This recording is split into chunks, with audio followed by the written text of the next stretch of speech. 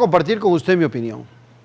La democracia liberal, esa que ha sido la constante en nuestro país, mucho antes del 48, del 49, desde la Primera República, la democracia liberal fue el gran sustento de este país y sobre ella hemos construido una gran nación, una nación exitosa. Sin embargo, en los tiempos presentes existe una gran negatividad alrededor de la democracia liberal. Es una democracia que está en crisis, es una democracia en donde el ciudadano ha perdido la credibilidad sobre el sistema. Yo diría que en mucho porque el costarricense, a diferencia del resto de América Latina, ha sentido grandes dividendos de la democracia liberal y es mucho más exigente. Eso hace que hoy en día no estemos complacidos con la democracia que tenemos. Sin embargo, también es claro que hemos llegado a ver que quienes nos gobiernan no nos representan. Y la representación es fundamental para la credibilidad de un país que siente lejanía, no siente proximidad de esos gobernantes. Paralelamente a esa no representación, el caso de la corrupción y de los beneficios desde el Estado, en donde los que llegan a ejercer el poder se olvidan de que eso es casi un apostolado, en donde deberían limitarse a los salarios que hay en gobierno para su subsistencia, han hecho que la democracia liberal caiga cada día más. Costa Rica no puede permitirse ese lujo ni dejar pasar con el tiempo algo que ha sido el sustento y lo más fundamental en su desarrollo, la democracia. Esa es mi opinión.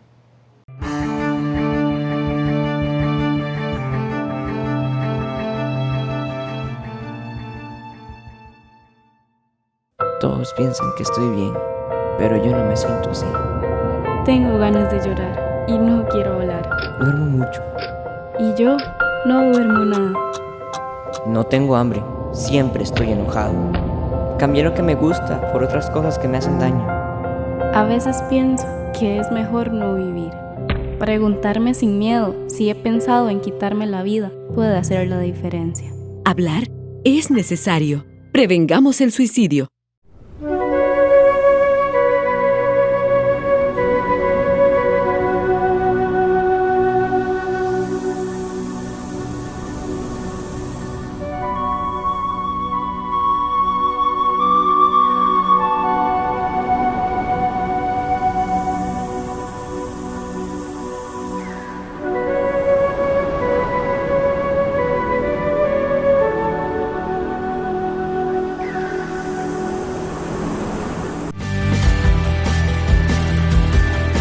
En Instituto Colvic somos especialistas en automatización, electricidad residencial y casas inteligentes. Nuestras carreras cuentan con alta demanda laboral. Contamos con laboratorios altamente equipados. Contamos con la acreditación del INAH en cursos como electricidad residencial y control eléctrico industrial. En Instituto Colvic creemos en tus metas. Recuerde que la educación puede cambiar su vida. Todos los días estás en contacto con el agua. Y en el AIA estamos en contacto con vos. Con nuestra aplicación, consulta tu factura y todos nuestros servicios. Comuniquémonos por Facebook, por WhatsApp y por la línea 800 los 365 días del año. Así, siempre estarás en contacto con el agua. Este es el compromiso de Acueductos y Alcantarillados con Costa Rica, porque una gota de agua lo cambia todo. Acueductos y Alcantarillados. Realiza tus pagos en agentes recaudadores autorizados. Conoce más de la política, sociedad y economía de Costa Rica y el mundo. Café y Palabras, lo que hay que escuchar del acontecer nacional con el politólogo Claudio Alpizar. Café y Palabras, porque la política sí importa. Escuche Café y Palabras de lunes a viernes a las 3 de la tarde en Colombia, con un país en sintonía. Café y Palabras. Club Unión, distinción y elegancia desde 1923. ofrece almuerzos o cenas empresariales con la mejor atención, acompañados de un ambiente lleno de elegancia. Además, contamos con 6 salones, un restaurante, un bar, el lobby principal y otros espacios que se ajustan a tus necesidades. Estamos ubicados en el centro de San José, entre avenidas Primera y Tercera, en calle 2, frente al edificio del Correo Central. Más información al 2257-1555. Club Unión. Privacidad y confort. Somos parte de la historia de Costa Rica.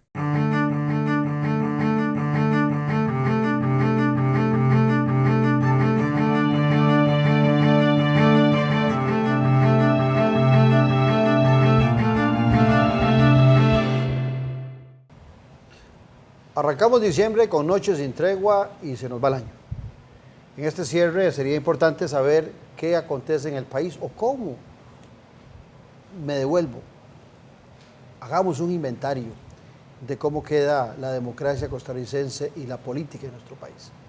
Para eso, nada mejor que tener a 2 especialistas reconocidos y distinguidos en el país, como es Ignacio Azurdia Molina, politólogo, experto en temas de comunicación política, con maestría en el tema, y el analista político también y abogado distinguido y con un programa también en radio, como es nuestro buen amigo Pablo Barahona Kruger. Ambos, un placer tenerlos aquí en Noches sin Tregua. No, el honor es todo nuestro, Claudio, siempre es un gusto conversar aquí con vos.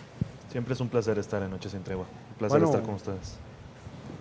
Brindemos por nosotros, por Costa Rica, sobre todo, y feliz Navidad. Feliz Navidad. Feliz Navidad. Veamos, yo en mi opinión, hacía una reflexión sobre la crisis que vive la democracia liberal, que es la que hemos estado acostumbrados prácticamente en los 200 años que cumpliremos en el 23, no en el 21, como dicen algunos, ¿verdad? De un proceso largo de independencia. Entonces, que hemos vivido por mucho tiempo.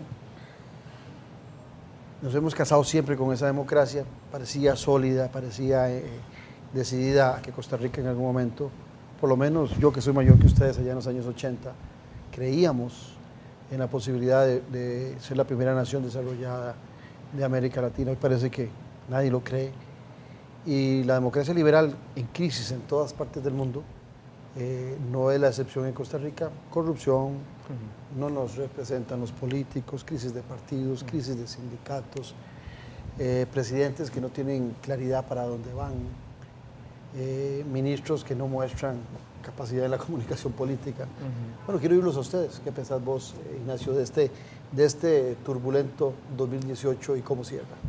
Hay elementos importantes a tener en cuenta siempre cuando uno hace análisis sobre la democracia, ¿verdad? Porque al fin y al cabo el tema de la democracia es un tema también de percepciones, es decir, cuando yo hablo de democracia necesito que la ciudadanía se sienta interiorizada la democracia como tal, es decir, que se siente representada por las instituciones democráticas, que se siente representada por el gobierno y demás, ¿verdad? Esos son elementos importantes, porque al fin y al cabo la democracia también necesita del convencimiento social de que la democracia funciona, porque si no pasan otras latitudes, que en el momento que las instituciones democráticas ya dejan de ser percibidas como funcionales, entonces aparece ese famoso macho alfa, ¿verdad? Y da paso a los autoritarismos y da paso al populismo latinoamericano que hemos visto en otros países. Entonces, al fin y al cabo, a mí lo que me preocupa siempre, y meto el tema de la comunicación política al respecto, es el tema de las percepciones, ¿verdad? Cómo el gobierno, cómo el Estado es responsable de que la democracia se perciba como una democracia sana y como una democracia funcional, ¿verdad? Porque al fin y al cabo, el tema por ejemplo, lo vemos ahora con lo que pasó en las elecciones, ¿verdad? Que teníamos unas elecciones en las cuales habían apoyos muy difusos a los partidos o a los candidatos. Eso es un elemento fundamental. Luego los factores exógenos, es decir, factores exógenos que determinaron las elecciones. Por ejemplo, el cementazo y luego la opinión consultiva de la Corte Interamericana de Derechos Humanos respecto al matrimonio igualitario. Y luego también tenemos un tercer elemento con las elecciones, que es ese aglutinamiento de movimientos sociales en torno a votar en contra de otro candidato. que en ese caso era Fabricio Alvarado. Entonces son elementos que uno lo ponen a pensar. ¿Por qué? Porque entonces, ¿a dónde está nuestra democracia? ¿Por qué la gente no se siente representada por los políticos en este país? ¿Y qué están haciendo los políticos? ¿Para qué? Para lograr proyectar representación ante los electores o ante los gobernados. Pablo. Yo quisiera sumar a eso un tanto de metaanálisis, es decir, tratar de analizarnos, pero viéndonos desde fuera. Porque planteado la democracia no solo en Costa Rica está en crisis, y sobre todo la democracia si la entendemos en su impronta liberal. Exacto. Vengo pensando hace algún tiempo que en Costa Rica vivimos la resaca de ciertos espejismos culturales que hemos aprendido, que nos han enseñado, que nos han heredado, dentro de un ideario, un imaginario que nos ha hecho muchísimo daño. Parto de aquella fábula que muchos costarricenses siguen asumiendo como cierta de la Suiza centroamericana, ¿verdad? Del Costa Rica tolerante, del Costa Rica amante de la paz y la libertad, creyente en los derechos humanos. Pero bueno, ahí es donde hay que establecer una diferenciación de qué estamos analizando, y ahí desmenuzo tu pregunta, Claudio, y es de la democracia formal, que es la que se enseña, como bien decías, sobre todo a nivel escolar y a nivel colegial, pero es el que se maneja desde las percepciones de lo que podríamos llamar, y lo digo con todo el respeto, la masa. Todos somos masa en algún momento cuando admiramos el fútbol o cuando entramos a submundos en los cuales no somos especialistas, pero bueno, ciertamente hasta ahí vamos en un nivel de aculturización, de masificación del que somos presas cuando entramos en una dinámica de educación absolutamente repetitiva, en donde no se le enseña al estudiante a pensar, digamos, con luces propias, sino a repetir conceptos, y en una debilidad cultural que nos enseña a ser siempre políticamente correctos. Es decir, hay un poco esa herencia Cartaga, y yo vengo, digamos, con un fierro Cartago en mi sangre, con ese gen, así que lo hago como autocrítica también, de no decir las cosas como son. Yo digo a la alemana, ¿verdad? Con la franqueza de decir, no, esto no está bien. También. Perdón, Ahí hay gente también, claro, de los dos me siento muy orgulloso ciertamente, pero de decir a la tica, y en eso este programa siempre se ha caracterizado, Claudio, de poner los problemas de los que no se quiere hablar y además de enfocarlos, de poner esas luces para verlos en esta mesa, para transparentarlos y para evidenciarlos. Y ahí entonces yo nada más algunos términos para repasar después. La estulticia política, para decir en términos elegantes a la tontería política, es decir, los niveles de improvisación, de subdesarrollo político en este país son tales que los vivimos con la pifia de una simple carretera que tenía que conectar con un muelle, qué tanto cuesta y al final cuánto nos cuesta corregir eso. La trocha, que era un proyecto necesarísimo, estratégico, ciertamente, y por tanto que había que cuidar doblemente, no solo la corrupción, sino una buena planificación para que le diera continuidad a otros gobiernos, no para que politiqueramente Luis Guillermo Solís dijera esto no va más, pero puedo seguir. En estos días nos damos cuenta de lo que implica Soresco, de las improvisaciones en el marco del cementazo, y digo improvisaciones por decirlo menos, pero ahí hubo cambios de reglamentación, no hubo una solidez a la hora de asumir, digamos, la ruptura de un duopolio, digamos, por esos intereses tan poderosos. Cierro este círculo para decir que en Costa Rica lo que estamos sufriendo es la resaca, la goma de tantos años de lo que podemos llamar desde la ciencia política la procrastinación, es decir, posponer lo importante en función de lo inmediato. La visión cortoplacista, que es muy latinoamericanista, muy propia, digamos, de nuestras coordenadas, creo que hoy nos pasa una factura. Mientras sigamos teniendo, Claudio, en este país gobernantes y los costarricenses elijan líderes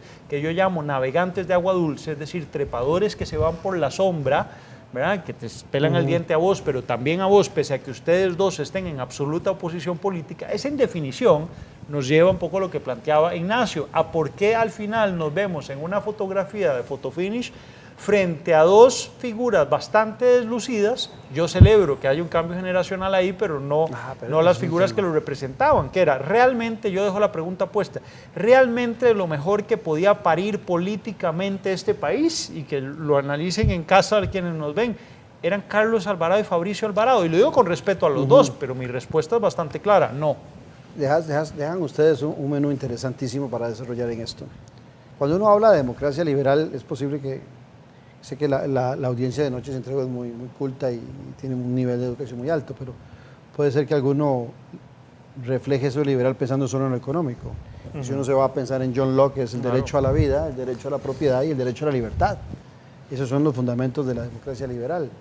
Y en esa crisis que vivimos de nuestra democracia liberal, ahora que vos tocabas el tema del cambio generacional, le comentaba yo en estos días a un amigo que creo que al final de cuentas el error es pensar que el cambio en una sociedad es un cambio de edad. Hay gente que nace vieja siendo muy joven y hay gente que es vieja y se mantiene siempre joven. Creo que la ciencia de lo que Costa Rica llegó a ser y que, insisto, nosotros vivimos de la renta hoy en día, esa sociedad, de cosas extraordinarias que hicimos en el pasado, se debe mucho a que Costa Rica era un país que producía desde sus partidos políticos, desde sus instituciones, ideas.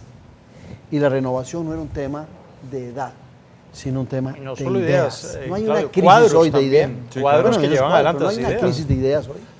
Yo creo que lo que hay, perdón Ignacio, para invertir el orden es una crisis severa de liderazgos. Por eso decía antes, es que esa toxicidad de una sociedad que políticamente se organiza bajo la égida de malentender, que hay que ser políticamente correctos, y políticamente correcto significa la mala parte de la diplomacia, que es decir, lindo perrito, mientras busco una piedra para volármelo, ¿verdad? Gracias.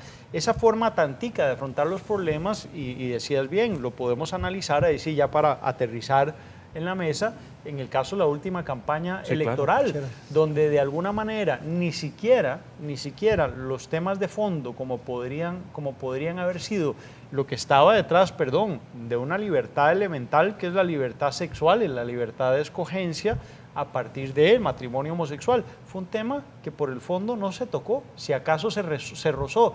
La democracia liberal, y bien planteabas Adam Smith, pero podríamos hablar de John Stuart Mill, está en su libro sobre la libertad, pero también lo decía von Hayek bien claramente, es el principio de mínima intervención, que es lo que al final, como apotegma de razón, nos ponen como un fierro sobre la piel democrática esos grandes liberales, y también David Ricardo antes, que si bien es cierto, se enfocaban mucho en la parte económica, en la parte política implica lo que supone el Pacto de Derechos Civiles y Políticos, que muchas veces lo olvidamos ahí, que después desarrollamos con la Carta Democrática Interamericana y otra serie de instrumentos, pero lo cierto es que lo que plantean es que el Estado debe dejar al individuo ser y solo ponerle una mano en el pecho al individuo cuando su actuación afecta a terceros. Un poco aquello que decía Rubén Darío, el respeto al derecho ajeno a la paz, lo que quiere decir que en el términos, por ejemplo, el matrimonio homosexual, tan debatido ¿desde dónde? Desde la religión, desde los prejuicios morales, pero entonces no hubo aquí políticos capaces, ni siquiera Carlos Alvarado, que abogó por el matrimonio homosexual, de plantear cuáles son las razones de fondo de esa discusión. Y el tema religioso, la negrita Los Ángeles igual, y podríamos seguir pero hay un tema de eso que tocaste que me parece que es clave, porque la gente lo repite con mucha frecuencia, Ignacio, que es el tema de los liderazgos. Yo creo que hay una mala lectura de los liderazgos. Yo creo que estamos en una sociedad que cambió tanto. Nos acostumbramos a una sociedad de masas, donde, como vos decías antes, que el mensaje era masificado y la gente lo compraba. Hoy vivimos en una sociedad de mosaicos. Sí, claro. Y entonces, con una sociedad de mosaicos, ya no hay dos líderes, sino que hay infinidad de líderes. Y dentro del marco de ese intercambio, de esa comunicación que es fundamental en una sociedad democrática, no se ha comprendido que estamos en una sociedad de mosaicos. Que sí hay muchos liderazgos, pero hay una atomización de liderazgos.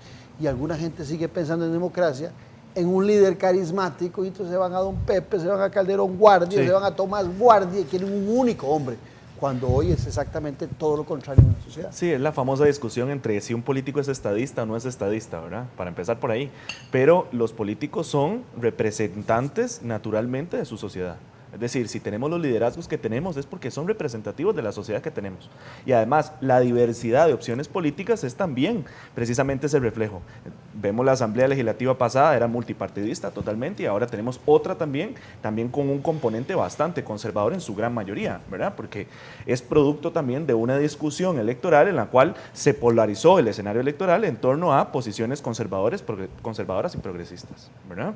Entonces, por ejemplo, cuando hablamos de democracia, naturalmente o conceptualmente, democracia es el gobierno del pueblo o por parte del pueblo, ¿cierto?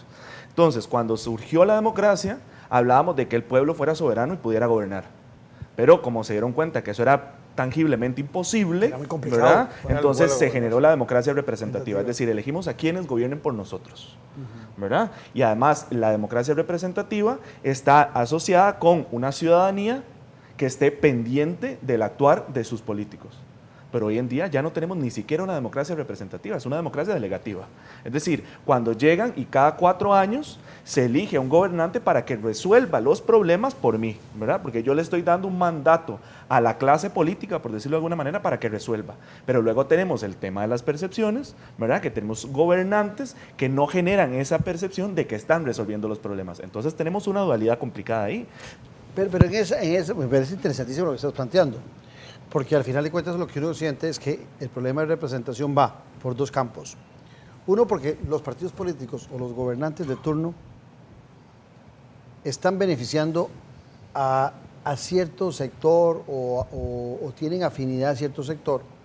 Y por otro lado, el costarricense o el ciudadano empieza a percibir también que el político está metido en los temas de corrupción. Y la corrupción carcome, Claro, genera totalmente. metástasis en todo el sistema. Totalmente. Entonces, esa metástasis que genera en todo el sistema hace que la gente no tenga confianza. Entonces, buscan la proximidad con el político. Y el político nuestro se acostumbró a la vieja política de antes. Era de masas, tomo decisiones, gané las elecciones, no tengo que consultarle a nadie. No, no, papito. Hoy queremos proximidad, le dice el ciudadano. Sí, claro. ¿Por qué? Porque no creemos en su imparcialidad. Creemos que usted tiene una visión parcial hacia ciertos sectores. Y además de eso, nos creemos en el derecho, como una sociedad educada, a reflexionar con usted. No creemos que usted es el único que tiene el derecho a la verdad. Claro, pero cuando hablaste, Claudio, para partir de tu metáfora de los mosaicos, en el fondo estás hablando de la partimentalización de nuestra política. Mosaicos que, por cierto, de la sociedad se resquebrajan. Eso es como cuando ves un mosaico que en la cocina se te quiebra y entonces muestra toda su fealdad. Sí, y claro. lo vemos en la Asamblea Legislativa, en esta, pero también recordemos que antes las fracciones del PAC normalmente también se dividían, y ni qué decir de los partidos nobles y bueno, los partidos evangélicos han tenido siempre dramas y traumas complicados, claro, pero de mosaicos que se fragmentan a ellos mismos ya una vez que están sentados en las curules. Pero yo quería abonar algo adicional a partir de ese intercambio que ustedes han de tener. La democracia jacobina, ciertamente, que se impone a una democracia, vamos a ver, esencialmente participativa, en donde todos en la asamblea, ¿verdad? El ideal griego de la democracia, tomábamos una decisión. Eso suponía 2 cosas. Una, que es la que más han olvidado nuestros estadistas, y por eso yo echaba el carrete para atrás, era la culturización, es decir, la formación política de esa masa. Totalmente. Yo pienso que buena parte también de que vamos a ver, de ese retraimiento, pero de eso esa presumíamos huida. nosotros antes. Claro, pero eso población. claro, lo hemos abandonado. Hoy hablamos ese de un espacio. mito de la educación. Claro, pero hemos abandonado rica, ese espacio, incluso las universidades públicas, los mismos medios de comunicación, Claudio, perdón, más allá de Noche sin Tregua, y no lo digo por ser visitante asiduo de este espacio, ni porque seamos amigos, más allá de Noche sin Tregua, la televisión nacional es un desierto absoluto, y hablo por canales que tradicionalmente sí tenían alguito, al menos, y algunos programas serios, ¿verdad? Pero hoy el ciudadano se encuentra huérfano, se encuentra ayuno de ese sustrato, de ese noticieros ayudan. Por eso, de ese nutrimento político que lo forma. Entonces, claro, acordémonos que una de las causales fundamentales del miedo es lo desconocido, y lo político es tremendamente desconocido.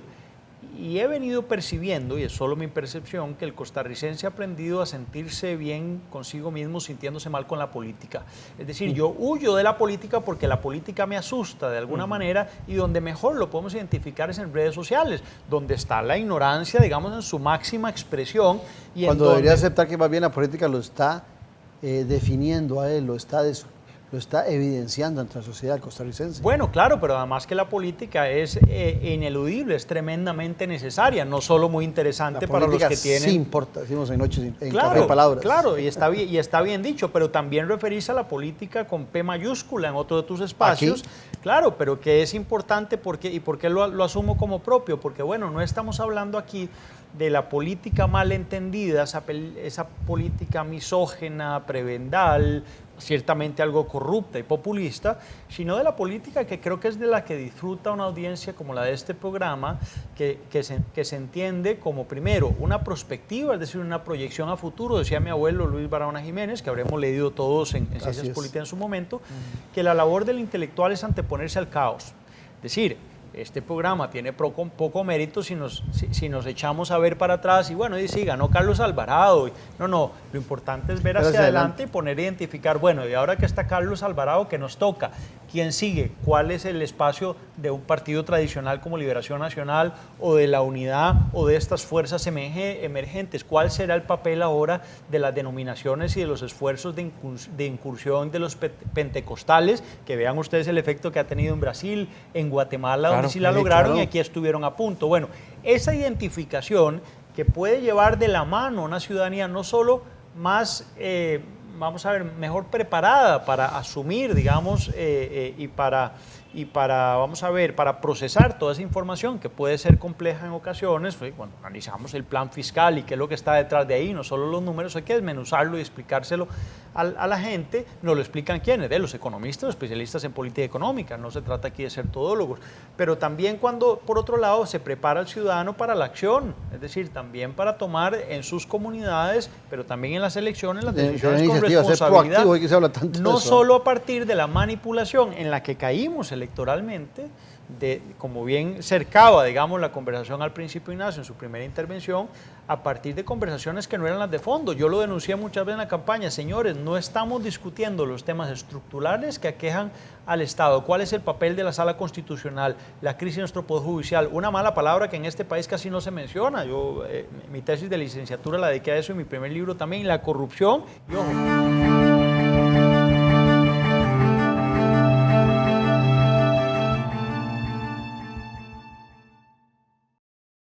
Todos piensan que estoy bien, pero yo no me siento así. Tengo ganas de llorar y no quiero hablar. Duermo mucho. Y yo no duermo nada. No tengo hambre, siempre estoy enojado. Cambié lo que me gusta por otras cosas que me hacen daño. A veces pienso que es mejor no vivir. Preguntarme sin miedo si he pensado en quitarme la vida puede hacer la diferencia. Hablar es necesario. Prevengamos el suicidio.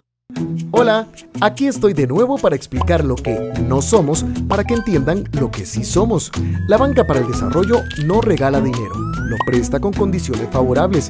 Además, le puede dar parte de la garantía que usted necesita para respaldar su crédito. Acérquese a cualquiera de nuestros operadores financieros identificados.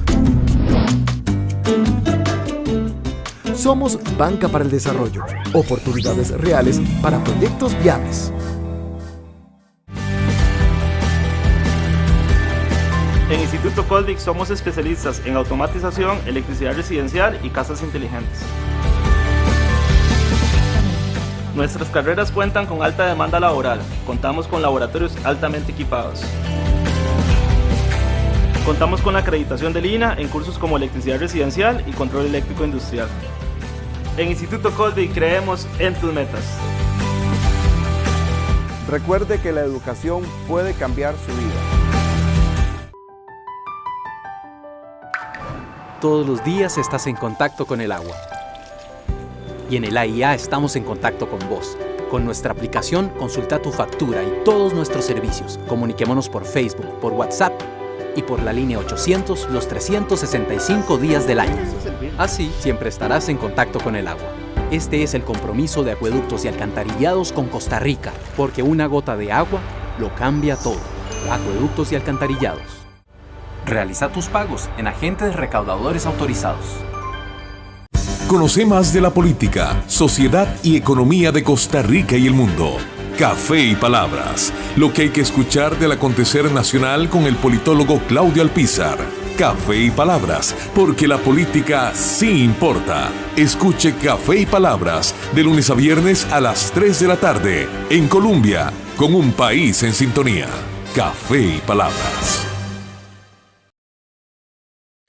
Club Unión, distinción y elegancia desde 1923. Ofrece almuerzos o cenas empresariales con la mejor atención, acompañados de un ambiente lleno de elegancia. Además, contamos con 6 salones, un restaurante, un bar, el lobby principal y otros espacios que se ajustan a tus necesidades.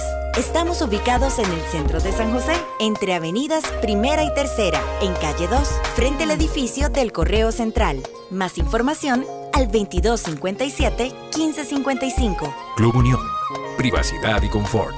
Somos parte de la historia de Costa Rica.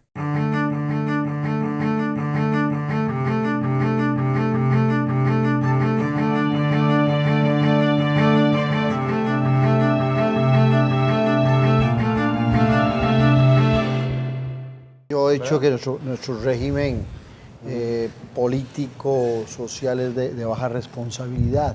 Usted se equivoca en la administración pública y no pasa nada, le mandan a decir 2 años sin derecho de participación en puestos políticos y con suerte estás en la oposición, entonces los 2 años que no lo tenés, tu partido no está gobernando. Pero hay un tema que tocaba Pablo, y yo lo voy a plantear diferente, pero es la misma idea. Yo no quisiera que seamos, porque siempre he luchado contra hacer eso, analistas forenses. Me traen el cuerpo, lo disecciono, lo parto, digo, se murió el país, se murió el Estado, fracasó la Asamblea, fracasó el sindicato, porque durante 20 años... No. Claro. Eso es lo más fácil que hacen muchos analistas políticos en nuestro país. Aquí la idea es ver o aventurarse de qué puede estar pasando en el 2019 en Costa Rica dentro del marco de lo que estamos aconteciendo el día de hoy. Yo personalmente, desde el punto de vista político, no tengo muchas esperanzas de que la cosa pueda cambiar y siento que la administración Alvarado arrancó mal y era en el tiempo donde se le da más beneficio de la duda, se le dan más acciones y da la impresión que desde lo económico, desde el manejo político, desde el tema del intercambio y de la comunicación con los diferentes actores, hay un espacio que ya es insalvable para el presidente Alvarado, que es cómo interrelacionar con los diferentes sectores, a excepción de los económicos, que son los que normalmente, en cierto momento, con más facilidad zafan la tabla para buscar sus intereses. ¿Cuál es la lectura de ustedes en este cierre, viendo este cierre, y cómo avisoran el 2019? Qué buenos elementos dan ustedes dos, porque quisiera referirme a 2 principales. El primero es que para aspirar al deber ser hay que entender el ser, ¿verdad? Entonces, cuando hablamos de los medios de comunicación, yo quisiera echar en mano de la teoría de las agendas. Es decir, tenemos 3 agendas o 3 ámbitos de la realidad. El ámbito mediático, el ámbito público y el ámbito político. El ámbito mediático son las noticias emitidas, ¿verdad? Los reportajes, las coberturas, cómo los medios de comunicación enmarcan o enfocan su información. La agenda política es básicamente qué dicen los políticos, qué decisiones toman, etcétera, ¿verdad? Y la agenda pública es qué opinan los ciudadanos, qué perciben los ciudadanos. La agenda mediática la podemos ver con las noticias, con las líneas editoriales, etcétera. La agenda política la podemos ver con discursos políticos, con las leyes, con decretos, etcétera. Y la agenda pública la podemos ver con estudios de opinión. Lo malo es que no están conectadas. ¿Verdad? Y están conectadas. Entonces, como yo digo siempre en mis clases en Flaxo, yo siempre digo, ¿qué fue primero? Si la agenda mediática o la agenda pública, por decir de alguna manera, o qué fue primero, la agenda mediática o la agenda política, porque las agendas se alimentan entre ellas. Nosotros vemos muchas veces a los políticos que deberían alimentarse de la agenda pública para tomar decisiones, pero se alimentan de la agenda mediática. Lo vemos muchísimo. Es decir, toman decisiones en función de la línea editorial, del enfoque, de las noticias en general, en vez de lo que dicen las y los ciudadanos. Es un elemento fundamental. Y en esto entro con algo que menciona Pablo sobre la responsabilidad de los medios, ¿verdad? De que deberían formar políticamente. Pero los medios de comunicación, al fin y al cabo, trabajan en función de sus audiencias, son empresas, ¿cierto? Entonces, a partir de eso hay que entender por qué los medios de comunicación funcionan de una u otra manera. Es decir, en la sociedad no hay esa demanda por una cobertura muy política, en los medios. No, se está demandando entretenimiento, amarillismo, etcétera, porque además son elementos que los seres humanos consumen naturalmente, instintivamente. Por ejemplo, 3 elementos que consumen los seres humanos siempre son sexo, muerte y alimento. Son instintivos, ¿verdad? Siempre nos llaman la atención ese tipo de elementos. Y la segunda es el tema del gobierno y cuál es el enfoque, cuál es el estilo del gobierno. Lo he mencionado en muchos programas, tanto en Café y Palabras, creo que lo mencioné en el programa pasado, Noche sin Tregua, en el cual estuve yo con don Sergio Araya, que es el estilo o la estrategia del gobierno. En campaña electoral, los políticos o los candidatos buscan confrontar, buscan polarizar el escenario, ¿cierto? Es decir, yo busco polarizar porque yo quiero posicionarme como el mejor candidato frente al resto, ¿verdad? Entonces se hace una guerra, entre comillas, electoral. Quiero ser el mejor y quiero captar la mayor cantidad de votantes precisamente para ganar las elecciones. Pero en gobierno cambia totalmente la lógica. ¿Por qué? Porque el gobierno necesita, o bien gobierna para todos, por lo tanto necesita apoyos sociales, necesita convencimientos sociales de que el gobierno está trabajando para ellos, porque el gobierno ya no, por ejemplo, el gobierno de don Carlos Alvarado Quesada ya no gobierna solo o ya no trabaja o ya sus mensajes no son solo para quienes le votaron o quienes le podían votar en las elecciones. Es para todos. Y además hay un elemento importantísimo que es esa falacia de muchos políticos de que yo gano las elecciones y ya no tengo que hacer nada, ya las gané, ya tengo ese capital político, no tengo que hacer nada al respecto, no me tengo que volver a ganar la ciudadanía porque ya me votaron, ¿verdad? Entonces puedo hacer, perdón la expresión, puedo hacer lo que me dé la gana. Cuando precisamente un gobierno tiene que legitimarse a través de los 4 años, tiene que explicarle a la ciudadanía para qué estoy haciendo X o Y cosa, cuál es el sentido. Qué interesante lo que plantea Ignacio. Porque está planteando Ignacio un cambio rotundo. Antes la legitimidad era el voto. Se escogieron y con el voto tener legitimidad. Y la otra legitimidad es, tome, aquí está la administración pública, gobierne. Pero resulta que ahora hay otra legitimidad, que es lo que yo planteaba antes. La legitimidad de reflexión junto con el ciudadano, la de la participación, la de la imparcialidad. O sea, ya las legitimidades antiguas ya no funcionan en la democracia liberal. Gana elecciones, tome la administración y haga lo que le dé la gana. No, ya eso no funciona. Exactamente. Usted ahora fue electo por 1.300.000, pero va a ser evaluado durante su gestión por 5 millones de costarricenses. Bueno, eso es un poco lo que plantea Moisés Naim en ese libro fantástico de El fin del poder. Yo más que el fin del poder creo que hay una reformulación del poder. El poder, al ser energía, ¿verdad?, se transforma, ¿verdad? No se puede acabar.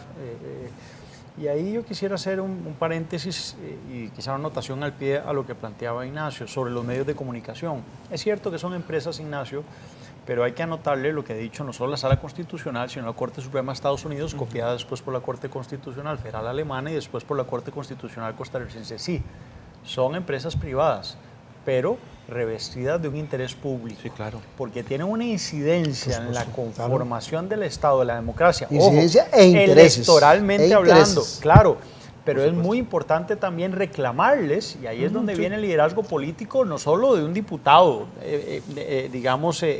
firme en esto, sino también del presidente, de su ministro de Ciencia y Tecnología, de exigirles también la culturización, es decir, un trabajo de culturización. No puede ser que todo en noticias sea sucesos, que no todos sean esos 3 impulsos freudianos que planteaba bien Ignacio. Manejando frecuencias estatales. Bueno, ese es el otro tema, pero hay que tener claro también que los medios de comunicación hoy son posiblemente el principal elemento socializador, y ahí vienen los cambios que estás planteando. Ya no lo es la escuela, ya no lo es la familia, es decir, esa caja de resonancia que es la televisión legitima mucho más que lo que podemos hacer nosotros 3 profesores universitarios frente a 50 o 60 muchachos. Tiene mucho más credibilidad ciertos periodistas, no va a hacerle propaganda a ninguno en particular, que el que podamos tener nosotros en una cátedra, cosa que no pasaba en aquel tiempo. Eso para encapsularlo de los medios de comunicación. Y te interrumpo nada más para decirle que muchos de esos periodistas con unas pinceladas nada más de los problemas nacionales, y el problema cuando tienes mucho. El problema formativo, también el problema salarial, que no sé si lo saben los televidentes, pero la mayoría de los periodistas que arman las notas son periodistas muy mal pagados,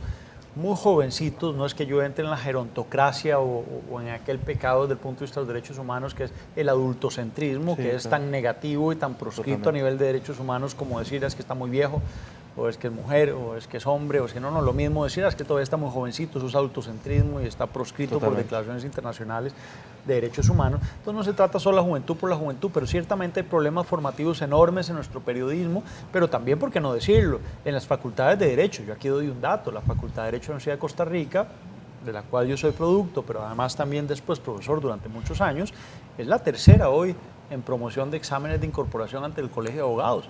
Y no es que esté solo ella mal, no es que las otras dos estén muy bien, es que están un poquito menos peor, y por eso entonces vemos errores judiciales clarísimos cuando se decretan prisiones preventivas, cuando se resuelve sobre la legalidad o ilegalidad de una huelga por parte de un juzgado y el tribunal viene y le enmienda la plana, lo cual supone que nosotros todavía a enero, a un mes de que estamos haciendo este programa, Claudio, a febrero quizá no tengamos todavía en definitiva el cascabel a ese gato que es si esta huelga fue legal o ilegal, con un montón de educadores con los cuales yo me solidarizo porque están sin duda en una posición de sándwich, con mensajes cruzados del ministro de Educación, por otro lado sus bases y sus liderazgos sindicales, sin ellos saber cuáles son las sanciones. ¿Qué pasa si firman un finiquito que le dicen, bueno, este finiquito es hoy, pero si sí la declaran ilegal, ese finiquito no vale, yo este sí lo sanciono y le reduzco todos sus salarios? Estamos más o menos a 80 días de huelgas, haciendo una rápida matemática. Ustedes saben lo que supone, la tragedia que supone para un educador ya maltratado salarialmente, restarle 80 días, redondeemos a 90 días, a 3 meses de salario, lo aniquilas. Entonces yo quiero nada más cerrar esto diciendo lo siguiente, siempre en tu dinámica metafórica de los mosaicos. ¿Qué es lo que le está haciendo falta a este país de cara a futuro para no caer en ese pesimismo que yo acompaño, pero con esta anotación al pie? Desde mi perspectiva, puedo estar muy equivocado, pero humildemente digo, en este país lo que hacen falta son grandes dialogadores. Ya no viene bien aquí un Figueres que dice se hace porque se hace. De acuerdo. Ya esa Costa Rica es del siglo pasado y rememorar eso me parece... Pero la gente la pide. Es curioso. Bueno, por eso, cuando habla de liderazgo la gente pide exactamente eso. Exactamente. Y no es lo que necesitamos. Pero no necesariamente a la gente hay que darle todo lo que se pide. Los grandes líderes políticos son aquellos que enseñan el camino, no aquellos que siguen el camino que le enseña a ellos la masa. Yo nada más quiero cerrar esto, Claudio, diciendo, quizá lo que hace falta aquí es un liderazgo dialogante, que evite una huelga como esta, que se anteponga a ella. En cualquier parte del mundo, una huelga de 3 meses ya tendría afuera el ministro de Educación, para empezar. Mínimo, pero también veamos una cosa, Claudio, que es absolutamente contradictoria. Al Partido Acción Ciudadana montado en el gobierno, atacado fuertísimamente por sus bases electorales, que son las bases sociales, y por qué no decirlo, sindicales y gremiales en buena parte, pero sumamente acompañado y aplaudido por el gran capital. Yo veo ahí una contradicción ideológica. Yo siento que no hay una lectura correcta. Y creo que aquí Ignacio nos puede ayudar mucho. Los políticos nuestros y los partidos políticos y en general se acostumbraron a las encuestas. Las encuestas aglutinaban. El problema de Costa Rica es el desempleo, sí, pero ¿cuál? El problema de Costa Rica es la inseguridad, sí, pero ¿cuál? Y aparecen las redes. Entonces las redes empiezan a particularizar cada uno de esos grandes ítems. Entonces intereses. Exactamente. Entonces ya el discurso no es masivo. El desempleo, vamos a generar. ¿Dónde va a generar usted empleo? ¿En cuáles sectores? Porque yo ocupo como politólogo trabajar. Yo como abogado, a mí no me interesa que me masifiquen. Entonces en esa sociedad de mosaicos, los políticos siguen gobernando con el viejo librillo. Y puede tener 38 años el presidente de la República, del país que sea, pero da la impresión de que sigue gobernando con la vieja lectura. Entonces ahí es donde yo vengo. ¿Es un cambio de ideas o es un cambio de edad lo que requiere el país? Y se lo voy a preguntar al más joven de los dos. Es un cambio de estrategia, diría yo. Es decir, por ejemplo, en comunicación política se habla de microsegmentación. Hoy en día es microsegmentación, es decir, que yo segmento los mensajes a públicos bien específicos y las redes sociales funcionan para eso. Es decir, se segmentan eso en campañas electorales. Pero volvemos a lo mismo, la microsegmentación puede funcionar también en periodos de gobierno porque volvemos a lo que estábamos mencionando antes. El gobierno tiene que legitimarse, ¿cierto? Es decir, el gobierno necesita legitimar sus políticas públicas, necesita legitimar su imagen, necesita legitimar su proyecto político, porque necesita tener el convencimiento ciudadano.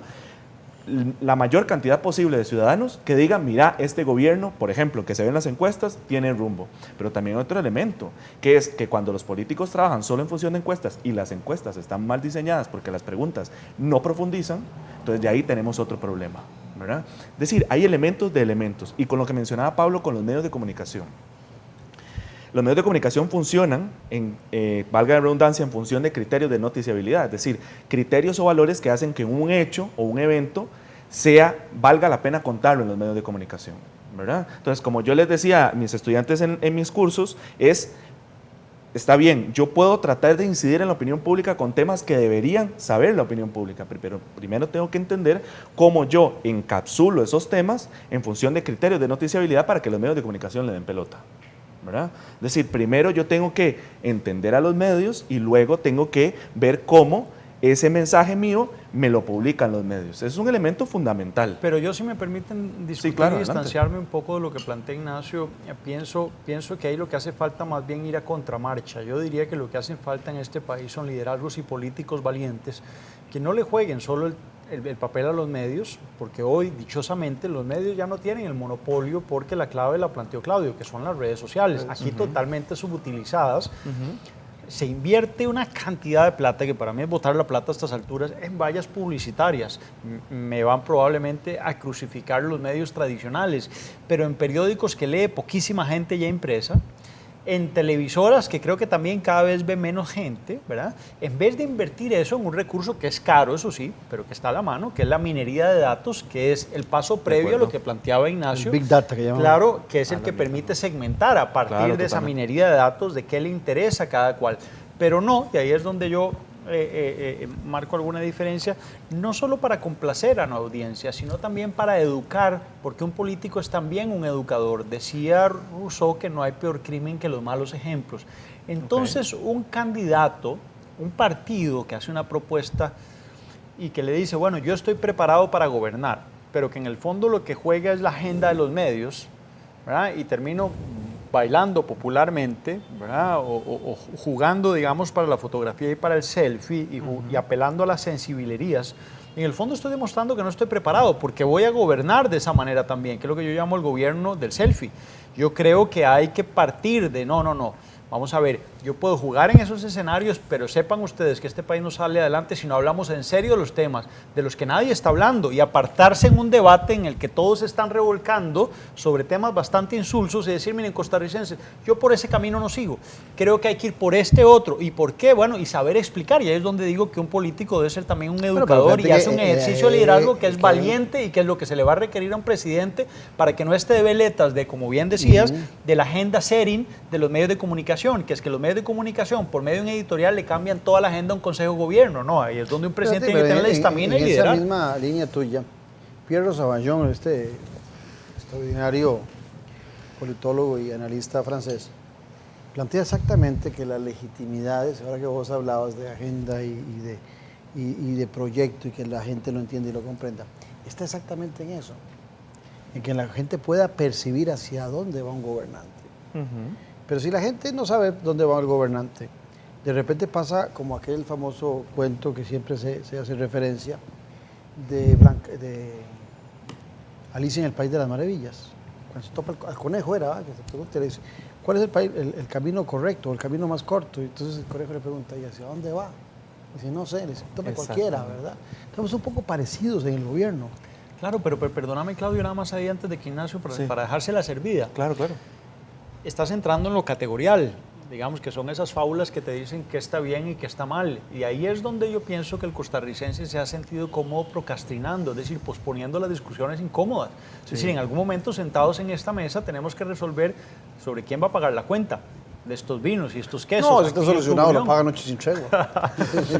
Claro, pero eso es un espejismo y la realidad no funciona así. Claro. Entonces, lo cierto es que el costarricense no está discutiendo los planteos solo sobre la mesa sin fijar posición. Asamblea Nacional Constituyente es un debate que deberíamos estar dando y que planteaste aquí, por cierto, en este mismo salón en su momento, en aquellos debates con cada uno de los candidatos en donde los forzábamos desde un panel muy bien escogido de académicos y de gente que había pasado por la administración pública para forzarlo a estas discusiones. Descentralización del Estado. digitalización y modernización del Estado, el papel de la cultura, y por qué no decirlo el deporte. La economía del país, el déficit fiscal, lo planteamos todo. Bueno, pero más allá de eso, terminó en el matrimonio homosexual. El papel de los controles, no solo la modernización de nuestra economía, elementos incluso más elementales que no estamos, vamos a ver, que no estamos queriendo enfrentar. Las tarjetas de crédito y el endeudamiento privado, eso es terrible. Son temas serios. Precisamente por eso menciono yo hacer la diferencia entre el ser y el deber ser. Porque primero tenemos que entender el ser antes de aspirar al deber ser. ¿Qué quiero yo decir con esto? Por ejemplo, si un político durante gobierno no está legitimado, no puede pretender ser el gran educador de una ciudadanía, ¿cierto? Es decir, si todavía no cuenta con los apoyos sociales o los convencimientos sociales de que es el líder y el representante, de nada sirve que se presente ante ciertos medios como el gran educador o que tenga esa intención él como persona o como líder. Y el otro elemento es que hay que diferenciar entre los periodos electorales y los periodos gobierno. ¿Por qué? Porque en el periodo electoral el objetivo es ganar las elecciones, ¿verdad? Es lo que se menciona siempre en comunicación. En las campañas electorales no se educa, no se pretende educar, porque si yo me dedico a educar, lo estoy diciendo no justificando, lo estoy comprendiendo, que comprender no es lo mismo que justificar. Hago la aclaración, pero en periodos de campaña el objetivo es precisamente ganar las elecciones. Entonces yo atraigo votos, yo atraigo apoyos electorales conectando con las predisposiciones y con las preocupaciones existentes del electorado. Ignacio, no estaremos generando desde la política nacional nuestros líderes, entre comillas, nuestros partidos políticos, campañas o motivación solo sobre el miedo. No, también. Que es un instinto que todo el mundo padece y es de los más bajos, cuando deberíamos estar generando esperanza. La esperanza, esa esperanza que se relaciona mucho con la naturaleza, con lo verde de la naturaleza. Y el movimiento de generar esperanza no se da, sino que es nada más lo negativo y es el miedo a lo que viene. No generamos un futuro promisorio, sino un futuro lleno de oscuridad. Es que volvemos al entendimiento de que en campaña electoral se trabaja en función de las predisposiciones y de las preocupaciones o intereses existentes, problemáticas existentes del electorado y sobre todo de mis públicos meta, ¿verdad? Porque en campaña electoral yo tengo públicos meta. Entonces es un elemento que hay que tenerlo en cuenta. Las campañas negativas o las campañas del miedo que se le llaman hoy en día existen desde hace muchísimos años y se utilizan en muchísimas campañas. No entraremos en una discusión de si son válidas o no, si deberían hacerse o no. El punto es que se utilizan, ¿por qué? Porque para muchos estrategas o para muchos candidatos les funcionan, ¿verdad? Y sobre todo cuando nos recordamos la campaña pasada, que el voto anti-Fabricio fue un detonante importante para los resultados electorales que tenemos hoy en día y para el presidente que tenemos hoy en día. Pero la pregunta de Claudio es muy interesante porque obliga a un ejercicio de atrevimiento político que al menos en Costa Rica no hemos vivido todavía. Si lo hemos vivido con Macron en Francia, digamos, como testigos lejanos, con Donald Trump y con otros que podría yo ir sumando, Trudeau en Canadá, etcétera, pero que se han atrevido, vamos a ver, a ser políticamente incorrectos y a no caer necesariamente en esa tentación que nos plantea Ignacio. Si bien es cierto hay que darle esperanza a la gente, ¿qué más esperanza que hablar del deber ser, de lo que podríamos ser a futuro y proyectarnos hacia esa meta? Pero diciéndole con claridad, y ahí es donde se puede educar a partir de esos prejuicios, de esos miedos, incluso puede tener la gente decir, mire, yo sé que esto que le voy a decir a usted no le puede gustar, pero tengo que decírselo, porque si no hacemos esto, los efectos de esto son tremendamente nocivos. Y ahí es donde yo, Ignacio ahora decía, bueno, el problema es mayor todavía, Ignacio, que es cuando ese que aspira a ser líder, aspira a educar, no tiene la pasta, porque no tiene el conocimiento ni la formación. Pero qué bueno, para hacerlo, por ya se nos va el programa. Nos quedan 4 minutos si acaso. Les voy a hacer una pregunta que parece fácil de hacer. Es una pregunta que es súper importante en este momento. ¿Quién en Costa Rica piensa en el futuro hoy por hoy? ¿Quién está pensando en el futuro en Costa Rica? Nadie. Es la inmediatez, es la solución. Yo quisiera oírlos a ustedes si encuentran a alguien en nuestro país que esté pensando en el futuro. Si la política se reduce a un componente electoral, que es usualmente lo que venimos viendo desde los últimos años, ¿verdad? Es decir, en función electoral, es decir, yo necesito cultivar o cohesionar a mi base y luego atraer ciertos votantes y luego durante el gobierno, si esa es la lógica, mantener a esos votantes porque me alcanzan después, en los próximos 4 años, para reelegir a quien yo nombre como mi sucesor, ¿verdad? Porque en Costa Rica no hay reelección inmediata, entonces seguiremos teniendo ese tipo de problemas porque la política se reduce a un componente electoral, ¿verdad? Es que ese es el elemento fundamental aquí. ¿Por qué? Porque lo que mencionaba Pablo es, respecto a lo que mencionaba Pablo, que es hacer la diferencia entre el ser y el deber ser. Si yo no comprendo cómo funciona el ser, no puedo aspirar al deber ser, porque primero tengo que entender cómo funciona la realidad para luego intentar cambiarla, ¿cierto? Campaña electoral es muy difícil tratar de cambiar la realidad porque las campañas funcionan, valga la redundancia, en función de atraer los suficientes votantes para ganar las elecciones.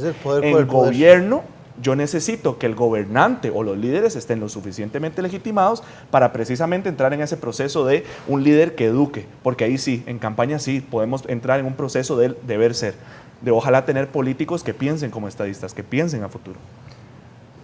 Churchill resumía bien al final de sus días y él decía, no existe la diferencia entre opinión pública y opinión publicada, existe una sola cosa, que es la opinión publicada. Es decir, la agenda hoy la están fijando los medios de comunicación, pero no es culpa de ellos. Dudas. Pero no culpa de ellos. Ante la debilidad tengo mis dudas de que esa agenda sea realmente una agenda. Pienso que son ocurrencias a veces de los medios de comunicación o coyunturas de los medios de comunicación. Pero como te digo, le cambian la agenda a un fiscal general de la República, pues sí. Le imponen prisión preventiva ex ante a personas que están con sus huesos ahí sin cumplir los 3 presupuestos del Código Procesal Penal, lo digo como penalista con conocimiento de causa, y aquí cruzo la serie, me pongo del otro lado, y desde la impronta a los derechos humanos, desde donde encontramos, creo yo, la agenda que le corresponde a Costa Rica defender en los próximos años. ¿Cuál es la única esperanza que veo yo para que este país recupere la senda y otra vez nos sintamos orgullosos, digamos, no solo de ser costarricenses, sino de un liderazgo que podemos ejercer ad intram, pero también hacia afuera? Es encontrar liderazgos dialogantes que nos permitan conversar los temas, pero en serio, no solo a partir de un deber ser aspiracional, sino desde el ser. ¿Dónde están? Bueno, ahí esa es la gran pregunta. ¿Y qué tanto nuestro sistema electoral hoy y nuestro sistema político en general no es un tapón muy a la especie, muy al estilo que describió bien Yolanda Oremuno ya hace bastante tiempo, de que bueno, aquí más bien el que destaca, no hace falta cortarle la cabeza porque le serruchamos el piso, y ahí estamos en esa tragedia como sociedad. Si ponernos de acuerdo en este programa, creo yo, y el televidente después saca sus conclusiones, hemos estado en la misma sintonía. Vos cuando hablas de comunicación política, claro. Vos cuando hablas de diálogo, yo cuando hablo de reflexionar juntos. Al final de cuentas, la democracia liberal puede estar en crisis exactamente porque nuestros políticos no comprenden la necesidad de dialogar y de conversar, que el mundo cambió y quieren tomar las decisiones desde el marco de la tecnocracia y no del buen ejercicio de la democracia. Agradecerle a ambos la compañía. ¿Se nos fue el programa?